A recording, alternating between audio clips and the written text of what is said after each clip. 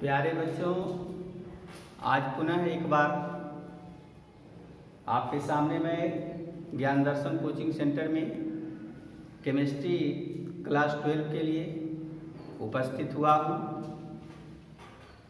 बच्चों, previous class में inorganic chemistry का फर्स्ट चैप्टर समाप्त हो गया था। आज इनऑर्गेनिक केमिस्ट्री का सेकेंड चैप्टर आपके सामने हम शुरुआत कर रहे हैं।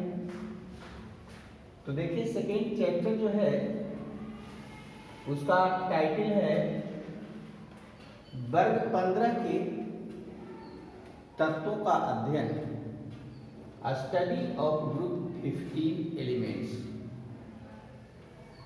ग्रुप 15 का मतलब क्या होता है? आवर्त सारणी में वर्ग 15 के तत्वों का अध्ययन। हम लोग इस चैप्टर का अध्ययन करने के क्रम में सबसे पहले जानेंगे, ध्यान से सुनेंगे, आवर्त सारणी के वर्ग 15 में कुल 5 तत्व हैं। नोट कीजिए, यहीं से शुरुआत होता है। आवर्त सारणी के वर्ग 15 में 5 तत्व हैं। यहीं से नोट कीजिएगा, आवर्त सारणी के वर्ग 15 में 5 तत्व हैं। फर्स्ट नंबर तत्व है nitrogen, An। Second elements phosphorus, P। संकेत हम सिंबल दे रहे हैं। Third number arsenic, As। Fourth number antimony, Sb5। Bismuth, Bi। तो बच्चों, आप नोट करेंगे 5 एलिमेंट्स का आवर्त सारणी के वर्ग 15 में, वर्ग 15 में 5 तत्व को रखा गया है। नाइट्रोजन, फॉस्फोरस, आर्सेनिक, एंटीमनी और बिस्मथ। अब देखिए, इन 5 तत्वों में प्रथम तत्व नाइट्रोजन है, इसीलिए इस वर्ग को एक और नाम दिया गया है, नाइट्रोजन फैमिली भी इसको कहते हैं, या हिंदी में कहेंगे नाइट्रोजन परिवार। जैसे ही नाइट्रोजन फैमिली का नाम आएगा, हमें ये 5 को याद रखना है, नाइट्रोजन, फॉस्फोरस, आर्सेनिक, एंटीमनी और बिस्मथ। तो याद हो गया होगा, वर्ग 15 में 5 एलिमेंट्स हैं, नाइट्रोजन, फॉस्फोरस, आर्सेनिक, एंटीमनी और बिस्मथ, जिसमें क्लास 12 के लिए दोनों इंपॉर्टेंट है, नाइट्रोजन और फॉस्फोरस। अब इसके बाद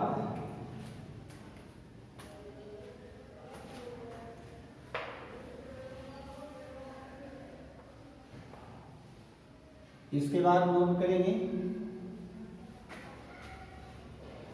वर्ग 15 के तत्वों के सामान्य गुण। नोट करें, वर्ग 15 के तत्वों के सामान्य गुण।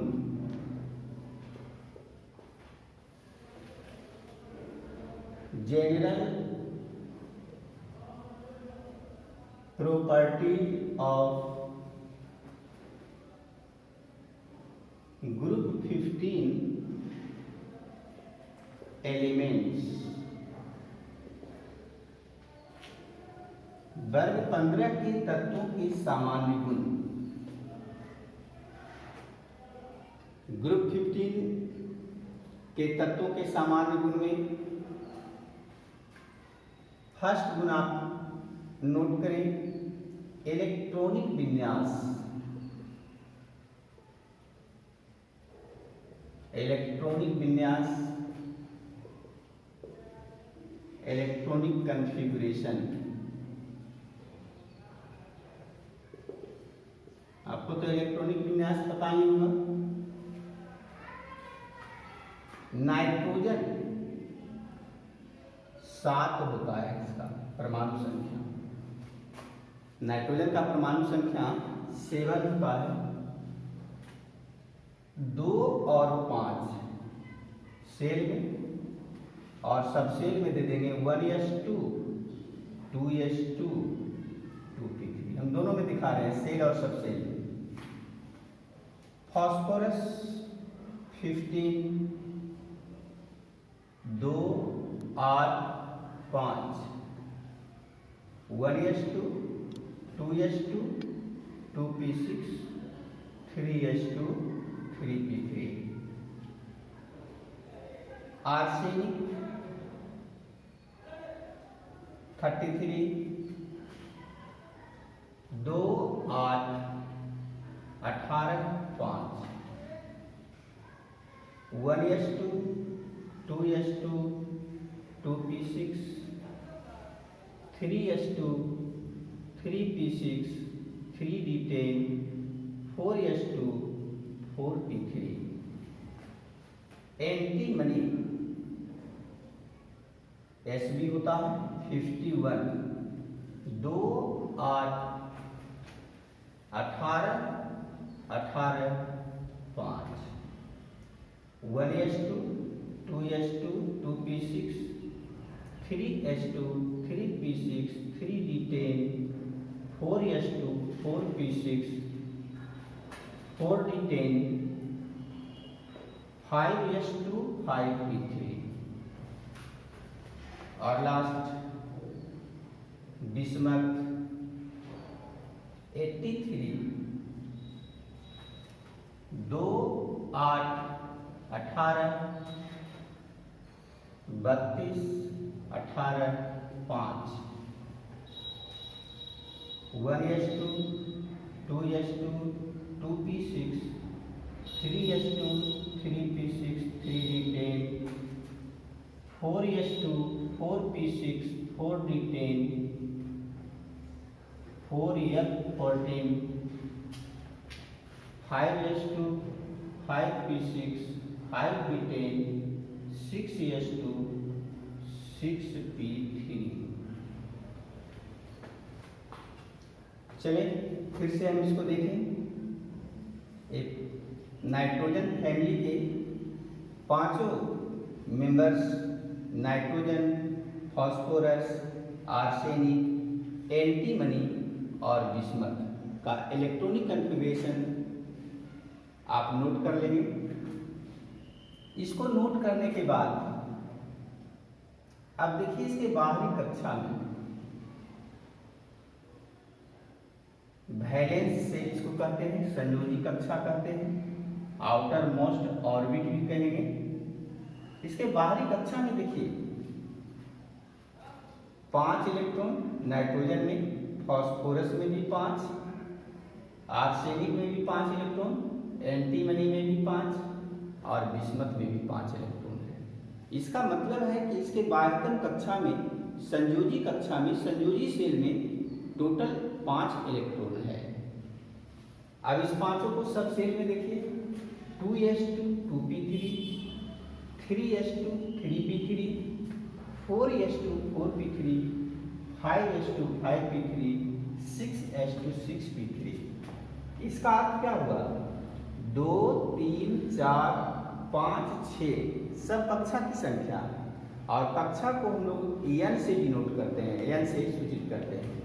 तो इसका मतलब हो गया कि इसका बाह्यतम कक्षा में, संयोजी कक्षा में जो इलेक्ट्रॉन है उसको हम लिख सकते हैं NH2NP3। देखिए n बराबर 2 NH2NP3 हो जाएगा, n बराबर 3 NH2NP3, n equal to 4 NH2NP3 n=5, यानी इस तरह से इसका वाह्यतम कक्षा का विन्यास n/2np3 होता है। इसको हम लोग कहते हैं वाह्यतम कक्षा का विन्यास या बाह्य इलेक्ट्रॉनिक विन्यास। तो बच्चों, ये ऑब्जेक्टिव क्वेश्चन में पूछता है कि वर्ग 15 के तत्वों का, ध्यान से सुनेंगे, क्या ऑब्जेक्टिव पूछेगा? वर्ग 15 के तत्वों का बाह्य इलेक्ट्रॉनिक विन्यास क्या होता है? तो बाह्य इलेक्ट्रॉनिक विन्यास होगा n/2np3। तो आपने देखा इलेक्ट्रॉनिक विन्यास में बाह्य इलेक्ट्रॉनिक विन्यास n/2np3 आया। इसके लास्ट में आप नोट करेंगे, इलेक्ट्रॉनिक विन्यास के लास्ट में नोट कीजिए, इस प्रकार इलेक्ट्रॉनिक विन्यास से स्पष्ट है कि वर्ग 15 के सभी तत्वों के बाह्यतम कक्षा में 5 इलेक्ट्रॉन होते हैं। इसका बाह्य इलेक्ट्रॉनिक विन्यास n/2np3 होता है। इतना लास्ट में लिख देंगे। फिर से सुनिए, इलेक्ट्रॉनिक विन्यास से स्पष्ट है कि वर्ग 15 के बाह्यतम कक्षा में 5 इलेक्ट्रॉन होते हैं। इसका बाह्य इलेक्ट्रॉनिक विन्यास n/2np3 होता है।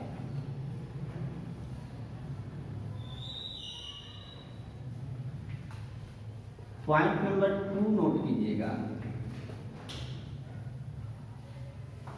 पॉइंट नंबर 2 में है परमाणु एवं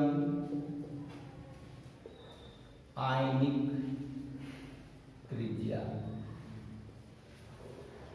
atomic and ionic radius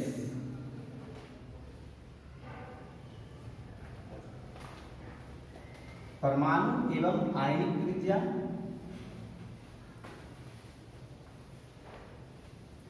atomic एवं आयनिक रेडियस।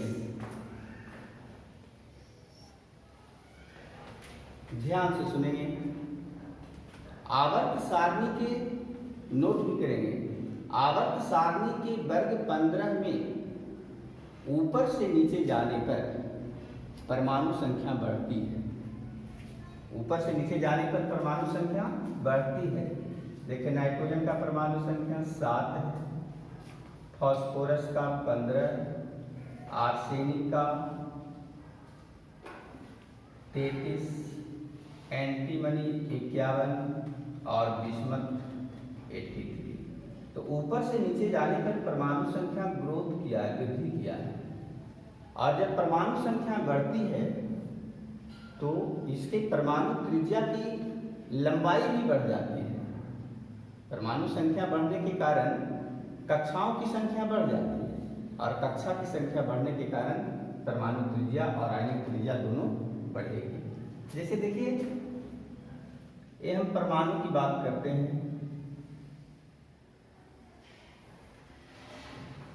एक किसी परमाणु का नाभिक है, यहां से यहां की बात करें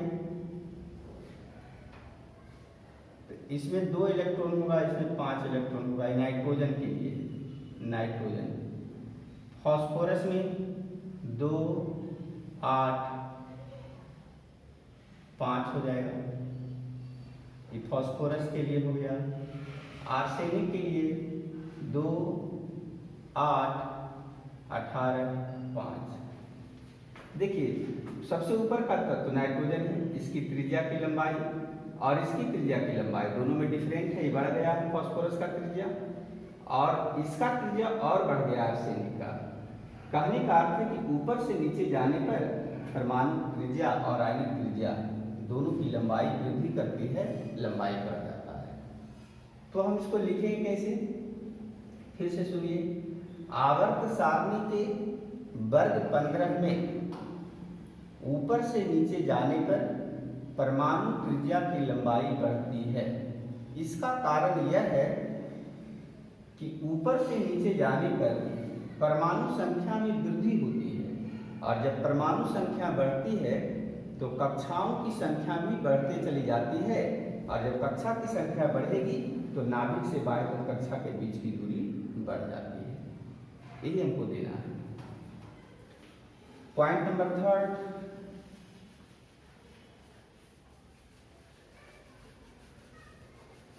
आयनन एंथैल्पी। आयनन एंथैल्पी, आयोनाइजेशन एंथैल्पी। सबसे पहले तो हम जाने कि आयनन एंथैल्पी है क्या। क्लास 11th में आप पढ़ाई किए होंगे कि आयनन एंथैल्पी क्या है। याद होगा तो ठीक है, नहीं तो हम बतला देते हैं। किसी उदासीन परमाणु से, नोट कीजिए, किसी उदासीन परमाणु से एक इलेक्ट्रॉन को बाहर करने में जितने न्यूनतम ऊर्जा की खपत होती है उसे उसका आयनन एंथैल्पी कहा जाता है। ध्यान देंगे, यहां पर डेफिनेशन आप याद रखेंगे। किसी उदासीन परमाणु से एक इलेक्ट्रॉन को बाहर करने में जितने न्यूनतम ऊर्जा की खपत होती है, जितने न्यूनतम ऊर्जा लॉस करता है, उसे उसका आयनन एंथैल्पी कहा जाता है। अब हम लोग जानेंगे कि वर्ग 15 के तत्वों में जितने भी तत्व हैं, सभी तत्वों का आयनन एंथैल्पी उच्च होते हैं। 5 तत्व हैं, पांचों का आयनन एंथैल्पी उच्च होता है। लेकिन देखिए, नाइट्रोजन, फास्फोरस, आर्सेनिक, एंटीमनी और बिस्मथ 7, 15, 33, 51 और 83 ऊपर से नीचे जाने पर इसकी परमाणु संख्या में वृद्धि होती है और जब परमाणु संख्या में वृद्धि होती है तो नाभिक और बाह्यतम कक्षा के बीच की दूरी बढ़ जाती है। हम अभी दिखलाए थे, ये नाइट्रोजन के लिए है, ये फास्फोरस के लिए है, ये आर्सेनिक के लिए है।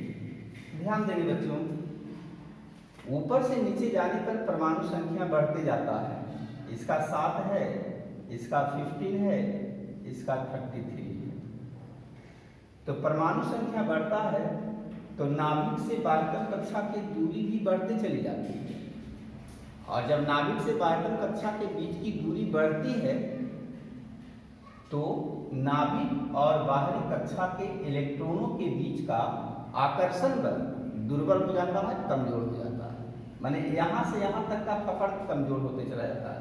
जितना आसानी से इसमें आकर्षण बल होगा उसके अपेक्षाकृत कमजोर होगा, उसके अपेक्षाकृत और कमजोर होगा। परिणाम क्या होता है?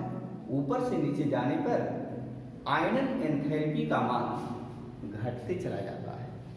ऊपर से नीचे जाने पर आयनन एंथैल्पी का मान क्या होगा? घटेगा। फिर से समझिए, आवर्त सारणी के वर्ग 15 में, आवर्त सारणी के वर्ग 15 में ऊपर से नीचे जाने पर परमाणु संख्या में वृद्धि होती है और जब परमाणु संख्या बढ़ता है तो नाभिक से बाह्यतम कक्षा के बीच के आकर्षण बल कमजोर होते चले जाते हैं, जिसके कारण आयनन एंथैल्पी का मान घटते चला जाता है। ध्यान देंगे, नाइट्रोजन और फास्फोरस में से एक क्वेश्चन जोड़ देता है यहाँ पर, नोट कीजिएगा क्वेश्चन को। फास्फोरस की आयनन एंथैल्पी का मान नाइट्रोजन से कम होता है, क्यों? इसको इंपॉर्टेंट करेंगे। एक 2 नंबर का सब्जेक्टिव क्वेश्चन में देता है फास्फोरस की आयनन एंथैल्पी का मान। ध्यान से सुनेंगे, फास्फोरस की आयनन एंथैल्पी का मान या आयनन ऊर्जा लिखा जा सकता है या फिर आयनन विभव का मान नाइट्रोजन से कम होता है, क्यों? तो बताएंगे, नाइट्रोजन की परमाणु संख्या 7 होती है, या ऐसे समझिए फास्फोरस की परमाणु संख्या नाइट्रोजन से अधिक होती है। जैसे जैसे हम ऊपर से नीचे जाते हैं तो यहाँ क्या लिखेंगे, फिर से सुनिए, फास्फोरस की परमाणु संख्या नाइट्रोजन से अधिक होते हैं, इसलिए फास्फोरस में नाभिक तथा संयोजी कक्षा के इलेक्ट्रॉनों के बीच का आकर्षण बल नाइट्रोजन की अपेक्षा दुर्बल होता है, कमजोर होता है। इसीलिए फास्फोरस की आयनन एंथैल्पी का मान नाइट्रोजन से कम होता है।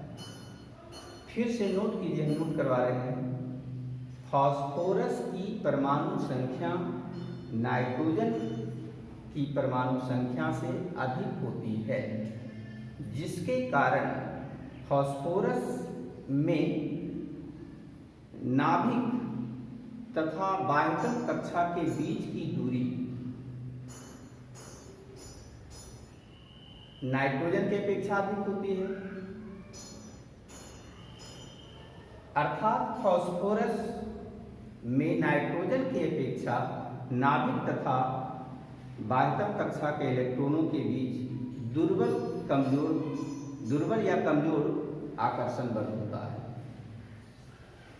फिर से हम दोहरा रहे हैं, फास्फोरस की परमाणु संख्या नाइट्रोजन की परमाणु संख्या से अधिक होती है, जिसके कारण फास्फोरस में नाभिक तथा बाह्यतम कक्षा के इलेक्ट्रॉनों के बीच की आकर्षण बल कमजोर होता है।